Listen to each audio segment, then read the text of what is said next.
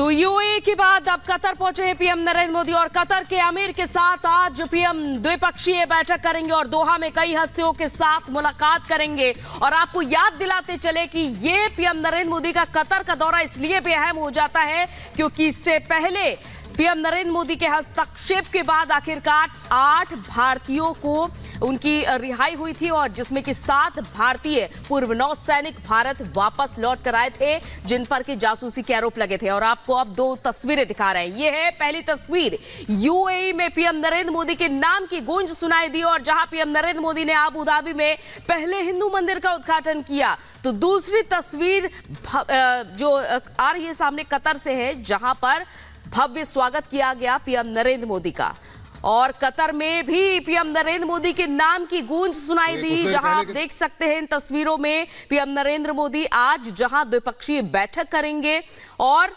देखते हैं कि दोनों देशों के बीच क्या संबंध और मजबूत होते हैं क्योंकि अब तक ये देखा जाता है कि भारत कतर से गैस का आयात करता है और इसके बाद आप देख सकते हैं कि पीएम नरेंद्र मोदी जब वहां पर पहुंचते हैं कि किस तरह से कतर में पीएम का स्वागत किया जाता है। और ये फिलहाल आप देख सकते हैं कि ये बैठक होती है और आज द्विपक्षीय बैठक के बाद कितने एमओयू पर साइन होता है ये फिलहाल इस पर सभी की निगाहें टिकी रहेंगी। लेकिन फिलहाल हम आपको वो स्वागत की तस्वीरें जरा दिखा देते हैं कि जब पीएम नरेंद्र मोदी कतर में पहुंचते हैं। ये कतर के दोहा से तस्वीरें सामने आई है जहां पर उनका भारतीय समुदाय के लोग स्वागत करते हैं। देखिए एक रिपोर्ट।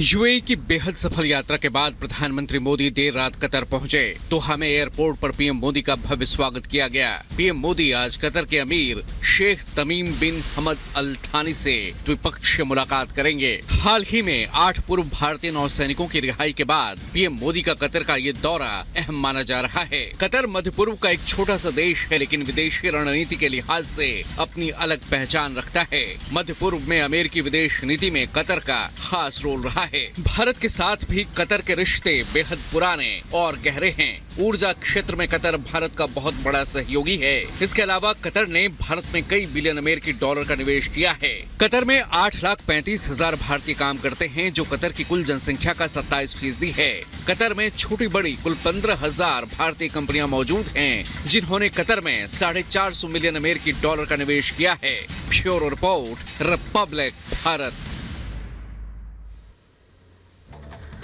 तो वही पीएम नरेंद्र मोदी ने 22 जनवरी को अयोध्या में राम मंदिर प्राण प्रतिष्ठा समारोह में कहा था, हम देव से देश और राष्ट्र से राष्ट्र मंदिर के सपने को साकार कर रहे हैं। और अयोध्या से शुरू हुआ सनातन का जय घोष अब मुस्लिम देश संयुक्त अरब अमीरात में तक सुनाई दिया।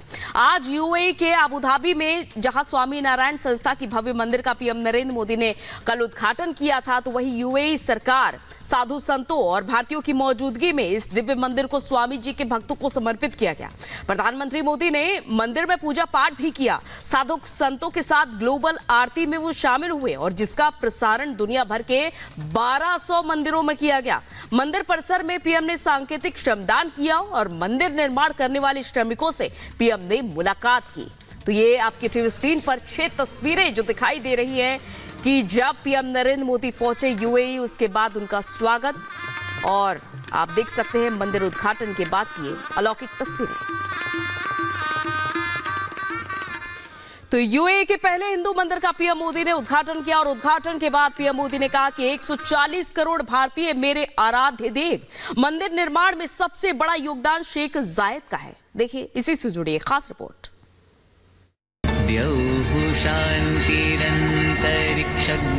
शांति पृथ्वी शांतिरापः शांतिरोषधयः शांति। अबू धाबी में हिंदू मंदिर मोदी ने कर दिया मुमकिन। 96 स्तंभ 7 शिखर वाले इस भव्य हिंदू मंदिर की तस्वीरें देखिए। ये मंदिर दुनिया में सनातन के विस्तार और उत्थान का स्वर्णिम प्रतीक है। आज यूनाइटेड अरब अमीरात की धरती ने मानवीय इतिहास का एक नया स्वर्णिम अध्याय लिखा है। आज अबू धाबी में भव्य और दिव्य मंदिर का लोकार्पण हो रहा है। इस पल के पीछे वर्षों की मेहनत लगी है। इसमें वर्षों पुराना सपना जुड़ा हुआ है। किसी मुस्लिम देश में पहली बार सनातन का महाउत्सव मनाया गया। संयुक्त अरब अमीरात में एशिया का सबसे विराट हिंदू मंदिर का उद्घाटन हुआ। हिज हाइनेस शेख मोहम्मद बिन जायद की उदारता के लिए धन्यवाद, ये शब्द भी बहुत छोटा लगता है। इतना बड़ा उन्होंने काम किया। मैं चाहता हूं उनके इस व्यक्तित्व को, भारत यूएई रिश्तों की गहराई को केवल यूएई और भारत के लोग ही नहीं बल्कि पूरा विश्व भी जाने। हम इस मंदिर के में जो भव्यता दिख रही है उसमें हिज हाइनेस शेख मोहम्मद की विशाल सोच की भी झलक है। अबू धाबी में काशी अयोध्या की झलक देखकर पूरी दुनिया गदगद और भाव विभोर है। स्वामी नारायण मंदिर का निर्माण भारत और यूएई के बीच सद्भाव के प्रतीक के तौर पर किया गया। भारत और यूएई की दोस्ती को आज पूरी दुनिया में आपसी विश्वास और सहयोग के एक उदाहरण के रूप में देखा जाता है। प्रधानमंत्री नरेंद्र मोदी ने अबू धाबी के स्वामी नारायण मंदिर का उद्घाटन कर दिया है। 5 पुरोहितों की मौजूदगी में पीएम ने विधि विधान के साथ मंदिर का उद्घाटन किया। ब्रह्मविहारी स्वामी कह रहे थे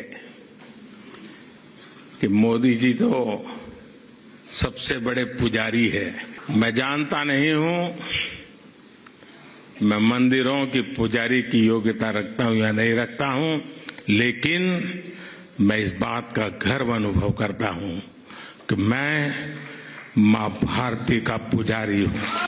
परमात्मा ने मुझे जितना समय दिया है उसकी हर पल, और परमात्मा ने जो शरीर दिया है